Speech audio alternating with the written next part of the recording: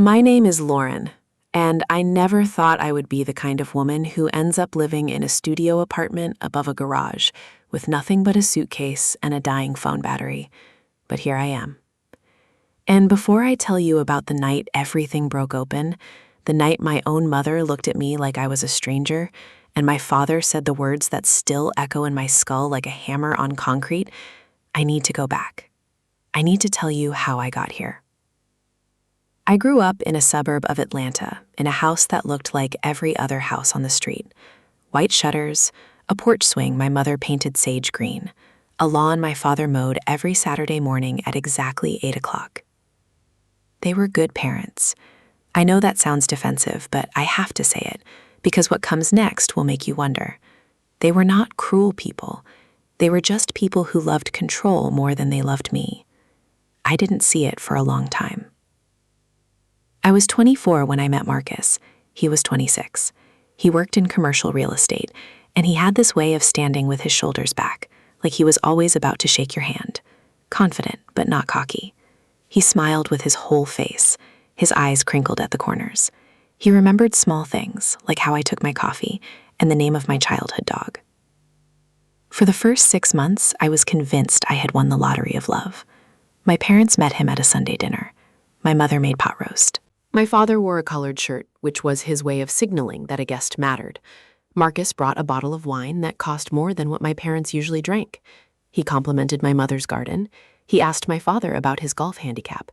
He was perfect, and that should have worried me more than it did. After dinner, my mother pulled me into the kitchen while the dishes soaked in the sink. She said, "He is wonderful, Lauren, just wonderful." But there was a but hiding behind her teeth. I could feel it. She said, "He seems very sure of himself." That's not a criticism. It's just an observation. I told her she was being paranoid. I told her Marcus was the best thing that ever happened to me. She touched my cheek the way she used to when I was little and said, "I just want you to be happy." I was happy, or I thought I was. We dated for 2 years before he proposed. He did it at a restaurant downtown, a private room, candles, a string quartet that felt like too much, but also exactly right. He got down on one knee, and the whole restaurant stood up to watch. I said yes before he even finished asking. My parents cried when I showed them the ring. My father shook Marcus's hand for a very long time. My mother started talking about wedding venues before I could even put the ring box down. The wedding was in September. It was hot, the kind of hot where your hair sticks to the back of your neck, no matter how much product you use. We got married in an old church my grandmother attended before she died. I wore my mother's veil. Marcus wore a blue suit that made his eyes look like the ocean in pictures. Everyone said we were beautiful. Everyone said we would last. For the first year, we lived in a rental house in Decatur. It had a porch and a creaky floorboard in the hallway, and a feral cat that lived under the stairs. Marcus was attentive. He left notes on the bathroom mirror. He brought me flowers on random Tuesdays. We fought about small things, like whether the thermostat should be at 70 or 68, and whether we really needed a second trash can in the kitchen. Normal fights, the kind you laugh about later. The cracks started small, so small I almost didn't see them. Marcus started working late more often. He said the market was competitive. He said he was chasing a promotion.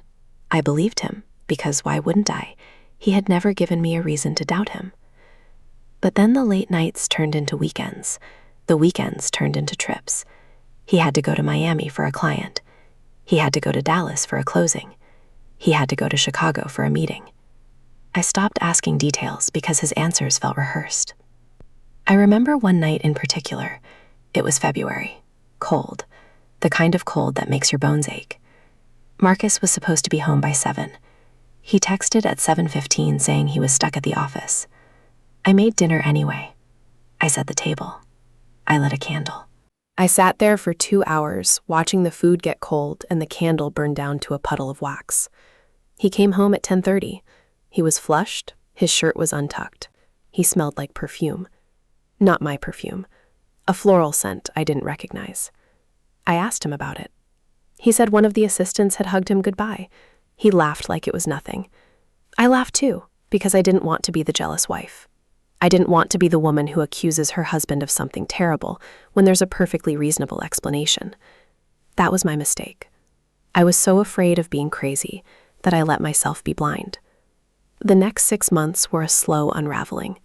Marcus became distant. Not mean, exactly, but absent. He looked through me instead of at me. He forgot our anniversary. He forgot my birthday. He forgot to pick me up from the airport when my flight landed at midnight. I cried in the taxi home. The driver handed me a napkin without saying anything. I think he knew. I think everyone knew, except me. My parents started asking questions. My mother called every day.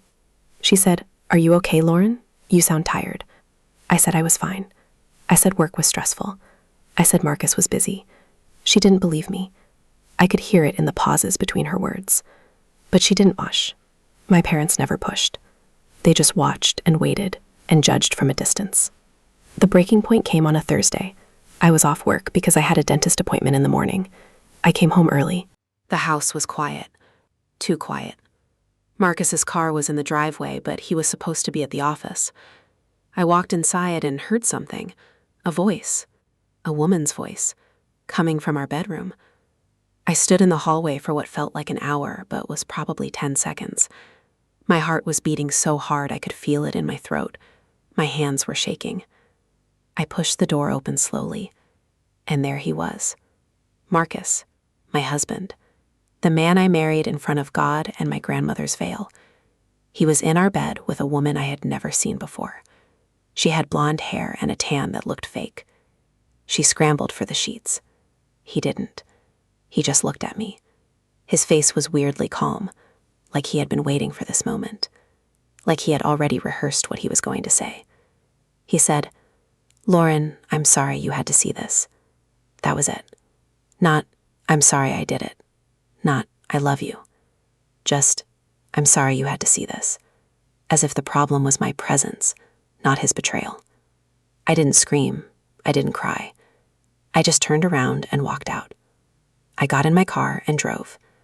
I don't remember where I went. I ended up at a gas station 40 minutes away. I sat in the parking lot and stared at the pumps. A man knocked on my window to ask if I was okay. I said yes, even though I wasn't. I drove to my parents' house. It was dark when I got there. The porch light was on. My mother opened the door before I could knock. She said, "We know." She said your father called Marcus earlier, and he told us everything. I stood there in the doorway, feeling like a child. My father came up behind her. His face was hard. Not angry at Marcus, angry at me. He said, "Lauren, we need to talk." We sat in the living room, the same living room where I opened Christmas presents, where I learned to tie my shoes, where I told my parents I was going to marry Marcus. My mother sat on the couch across from me. My father stood by the fireplace.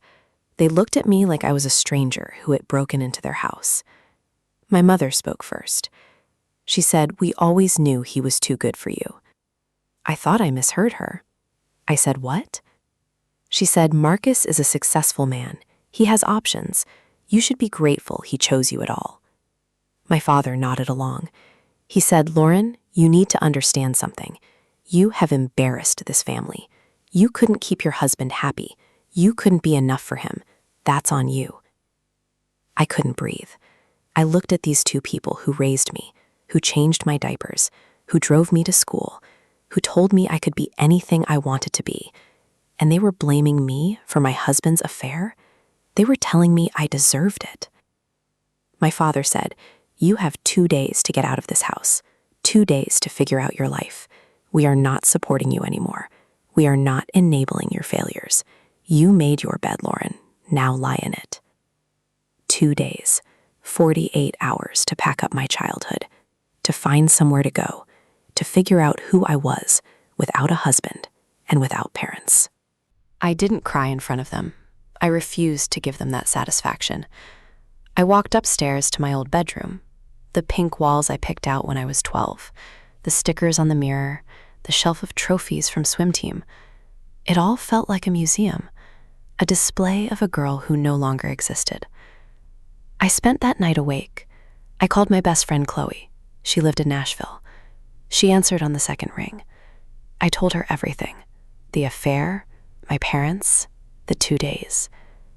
She said, "Get in your car and drive to me, right now. I said I can't. I said I need to pack. She said, pack tomorrow. Get out of that house tonight. But I was too exhausted, too broken. I fell asleep on my childhood bed with my phone still in my hand. The next morning, my mother knocked on my door at 7. She didn't come in. She just slid a cardboard box under the door and said, "You have until tomorrow." Then she walked away. I opened the box. It was empty. They couldn't even give me boxes. They wanted me to find my own. I packed slowly. Not because I had a lot of things, but because every item felt heavy. A teddy bear for my 5th birthday, a prom photo, a bracelet Marcus gave me for our 1st anniversary. I put the bracelet in the trash. Then I took it out. Then I put it back in. I couldn't decide if I wanted to remember or forget. Around noon, my phone rang. It was Marcus. I almost didn't answer. But something made me pick up. He said, "Lauren, can we talk?" I said, "There's nothing to talk about." He said, "You're right. There isn't. I'm filing for divorce. My lawyer will be in touch." And then he hung up. Just like that. 5 years together. 2 years of marriage. And he ended it with a phone call while I was packing my childhood into a cardboard box my mother gave me. I sat on the floor of my old bedroom. The sun was coming through the window.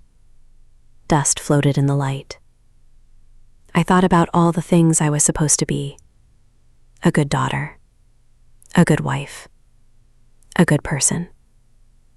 None of it mattered. None of it was real. I was just a girl who loved people who didn't love her back. I finished packing by evening. 3 boxes. 1 suitcase.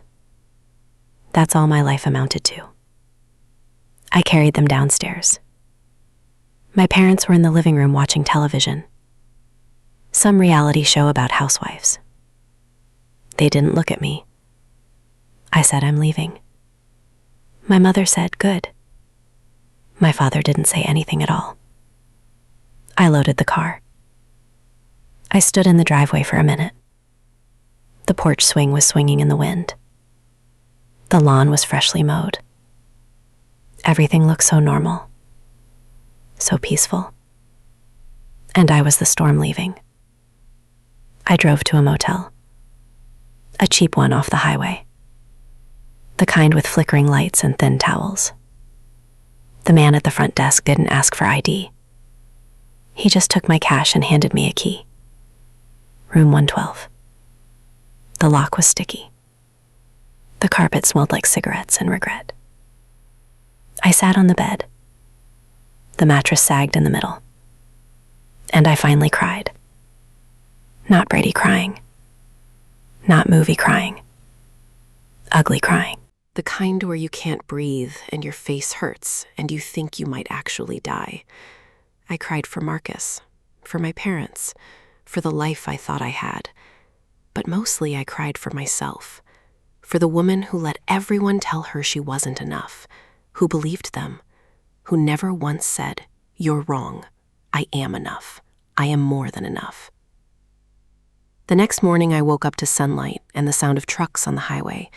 I looked at my phone. No messages, no missed calls. No one was looking for me. I was completely and utterly alone. I called Chloe again. She said the offer still stands. Come to Nashville. Stay as long as you need. I said, "Okay." I said, "I'll be there tomorrow." I hung up and started the car, but I didn't go to Nashville right away. I had one more stop to make. I drove to Marcus's office, not to confront him, not to cause a scene. I just wanted to see him, one last time, to remind myself that he was real, that the betrayal was real, that I wasn't crazy. I sat in the parking lot for 20 minutes. I watched people come and go, men in suits, women in heels, everyone looking important, everyone looking like they had their lives together. Then I saw Marcus. He was walking with the blonde woman from our bed. She was laughing at something he said. He put his hand on the small of her back, the same way he used to touch me. I felt something shift inside me. Not anger, not sadness, something else, something cold and clear. I drove away. I didn't look back. I got on the highway and I drove west toward Nashville. The sun was setting behind me. The sky turned orange and pink and purple. It was beautiful, and I hated that it was beautiful. I wanted the world to be ugly because I felt ugly. I got to Chloe's apartment at 9 that night. She was waiting on the steps. She ran to my car before I even turned off the engine. She hugged me so tight I thought my ribs would crack. She said, "You're safe now. You're here. I'm going to take care of you." And she did. For the next 2 weeks, Chloe held me together. She made me eat. She made me shower. She made me talk even when I didn't want to. She listened without judgment. She let me sleep in her bed while she took the couch. She was the sister I never had. But I couldn't stay forever. Chloe had her own life, her own job, her own problems. I needed to stand on my own. I found a small studio apartment above a garage in East Nashville. The owner was an older woman named Margaret who smelled like lavender and didn't ask questions. The rent was cheap, the walls were thin, the toilet ran constantly. But it was mine. I got a job at a coffee shop, not the job I thought I would have at 26. I used to work in marketing. I used to have a desk and a business card and a 401k. Now I made lattes for people who looked through me like I was furniture. But I didn't care. The work was simple. The work kept my hands busy and my mind quiet. The divorce was finalized 6 months later. I didn't go to court. My lawyer handled everything. Marcus got the house, the car, the furniture. I got nothing. I didn't fight for anything. I just wanted to be done. I signed the papers in the coffee shop during my lunch break. I used a pen that had the shop's logo on it. The whole thing felt anticlimactic. 7 years of my life ended with a pen that said Bruise Brothers. I didn't hear from my parents, not once. No calls, no texts, no emails. It was like I had died, or maybe like I had never existed. I checked my mother's Facebook once. She posted a photo of the porch swing. The caption said, "Enjoying a quiet evening at home." Enjoying, like her daughter hadn't been erased. I thought about reaching out. I thought about showing up on their doorstep and demanding an explanation. But what would that do? They had already told me who they were. I just finally believed them. A year passed, then 2. I got promoted to manager at the coffee shop. I started taking online classes for a degree in social work. I made friends, real friends, people who didn't know Marcus or my parents, people who only knew the version of me that was rebuilding. It wasn't a great life, but it was a life, and that was enough. Then one night my phone rang. It was an Atlanta number. I almost didn't answer, but something made me pick up. It was my father. His voice was different, softer. He said, "Lauren, it's your mother. She's sick. The doctors say it's serious. She wants to see you." I sat on the floor of my studio apartment, the same floor I had sat on so many times before. I looked at the phone in my hand. I thought about the 2 days they gave me, the cardboard box, the driveway, the silence. I said, "I'll think about it," and I hung up. I didn't call back for a week. My father left messages, 3 of them, each one more desperate than the last. He said, "Your mother is asking for you." He said she made mistakes. He said we both did. He said, "Please, Lauren, please." I talked to Chloe. She said, "You don't owe them anything." She said they threw you away like garbage. She said, "Don't go." But I couldn't stop thinking about my mother. Not the woman who blamed me for my husband's affair, but the woman who taught me to ride a bike, who kissed my scraped knees, who sang off key in the car. I drove to Atlanta on a Friday. The drive took 4 hours. I spent the whole time rehearsing what I would say.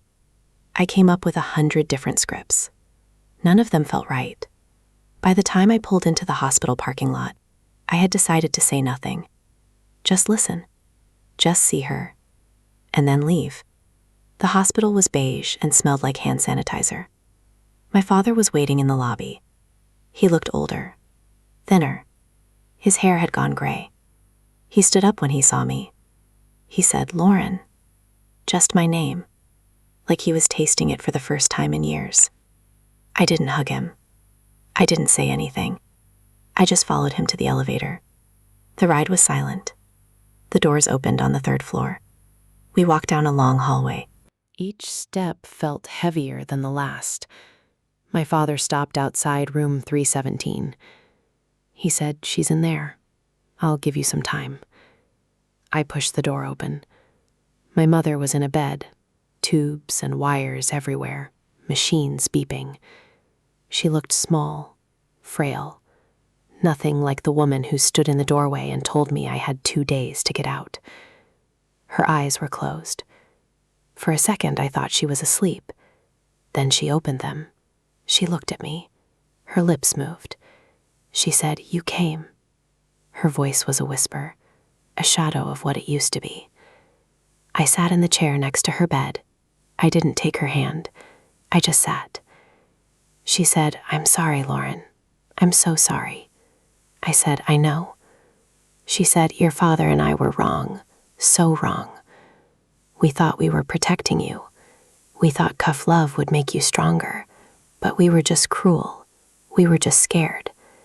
I asked what she was scared of. She looked at the ceiling. She said, "Of losing you. But we lost you anyway, because of what we did, because of what we said. I've spent 2 years hating myself, and I deserve it. I deserve every minute of it." I didn't say she didn't deserve it, because part of me believed she did. Part of me still hadn't forgiven her, maybe never would, but I was there, and that had to count for something. I stayed for an hour. We talked about small things, the weather, the nurses, a television show she had been watching. We didn't talk about Marcus. We didn't talk about the affair. We didn't talk about the 2 days. Some things were too heavy to lift. When I stood up to leave, my mother grabbed my wrist. Her grip was weak but determined. She said, "Will you come back?" I said, "I don't know." She let go. I walked out of the room without looking back. My father was in the hallway. He had tears in his eyes. He said, "Thank you, Lauren. Thank you for coming." I said, "Don't thank me. I didn't do it for you. I did it for me, so I could look myself in the mirror and know I tried." I drove back to Nashville that night. The highway was empty. The sky was black. No stars, no moon, just darkness.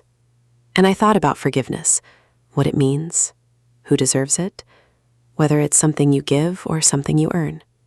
I still don't have the answers. I'm not sure I ever will. But here's what I know. I am not the woman who walked out of my parents' house with a cardboard box.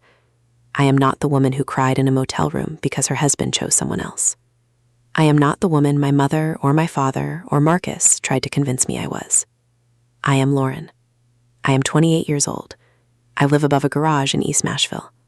I manage a coffee shop. I'm studying to be a social worker. I have friends who love me, and a landlord who calls me honey, and a life that is small, but mine. My mother died 3 months later. I didn't go to the funeral. My father called to tell me. He said she asked for you at the end. He said she loved you. I said, "I know," and I meant it. But love and forgiveness are not the same thing. I still talk to my father occasionally, short conversations, surface level. He sends me a card on my birthday with a check I never cash.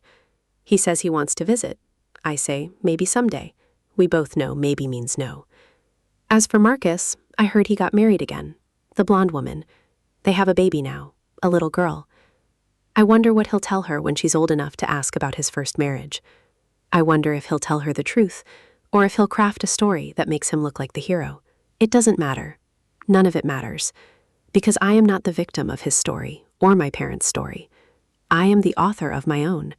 And this is not a story about betrayal or abandonment or loss. This is a story about survival, about getting up when everyone told you to stay down, about building something from nothing, about realizing that the only person you need to forgive is yourself. So that's what I'm doing, forgiving myself, for staying too long, for believing the wrong people, for not leaving sooner, for not screaming back. I'm forgiving the woman I was so I can become the woman I want to be. And if you're reading this and you feel like you're in that motel room crying on a sagging mattress, I want you to know something. You are not broken. You are not a failure. You are not what they said you are. You are a person who loved deeply and got hurt badly. That doesn't make you weak. That makes you human. Get up, pack your boxes, drive away. Find your Nashville. Find your Chloe. Find your studio apartment above a garage. It won't be easy, it won't be quick, but it will be yours, and that is everything.